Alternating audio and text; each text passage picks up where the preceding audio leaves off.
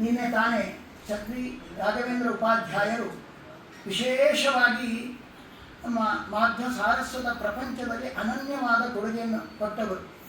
ಯಾವ್ಯಾವ ಶ್ರೀಪಾದರು ಏನು ಸಂದೇಶ ಲೇಖನ ಬರೆದರೆ ಅದನ್ನೆಲ್ಲ ಸಂಗ್ರಹ ಮಾಡಿ ತತ್ವವಾದ ಮೊದಲಾದಂತಹ ಪತ್ರಿಕೆ ಕೊಟ್ಟು ವಿಶೇಷವಾದಂತಹ ಜ್ಞಾನ ಸಂಗ್ರಹ ಮಾಡಿ ನಮಗೆ ಕೊಟ್ಟಂತಹ ಮುದುಕರ ವೃತ್ತಿ ಅವರದ್ದು.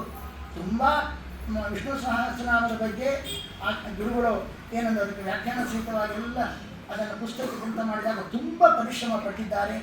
ಅಂತಹ ಒಂದು ಮಾಧ್ವ ಸಾರಸ್ವತ ಪ್ರಪಂಚದಲ್ಲಿ ಗುರುತಿಸುವಂತಹ ವ್ಯಕ್ತಿತ್ವ ಪಾಂಡಿತ್ಯ ಇದ್ದವರು, ಆಚಾರ ಸಂಪನ್ನರು. ಅವರು ಇಲ್ಲಿ ರಾಮದೇವರ ಪ್ರವಚನವನ್ನು ಮಾಡಿ ಕೂತ್ಕೊಂಡಿದ್ದಾರೆ. ಅಸ್ವಸ್ಥರಾದರು, ಅದು ತುಂಬ ವಿಷಾದದಿಂದ ಹೇಳ್ತಾ ಇದ್ದೆ. ಇವತ್ತು ಅವರು ಹರಿಯಾತ್ರೆಯನ್ನು ಹರಿಲೋಕವನ್ನು ಸೇರಿದ್ದಾರೆ. ಎಲ್ಲವೂ ನಮ್ಮ ಕೈಯಲ್ಲಿ ಯಾವುದೂ ಇರುವುದಿಲ್ಲ. ನಾವು ಪ್ರಾರ್ಥನೆ ಮಾಡ್ಬೋದು.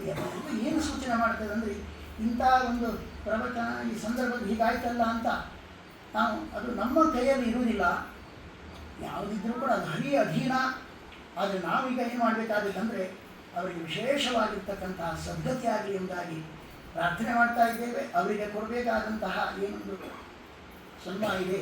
ಇನ್ನು ಮುಂದೆ ಜುಲೈ 12ನೇ ತಾರೀಕು ಮತ್ತೆ 70 ಮಂದಿಗೆ ವಿದ್ವಾಂಸರಿಗೆ ಸನ್ಮಾನ ಆಗಲಿಕ್ಕಿದೆ. ಆ ಸಂದರ್ಭದಲ್ಲಿ ಅವರ ಪುತ್ರ ತಂದೆ ಇಬ್ಬರು ಇವತ್ತು ಸನ್ಮಾನರಾಗಬೇಕಿತ್ತು, ಹೀಗಾಗಿದೆ.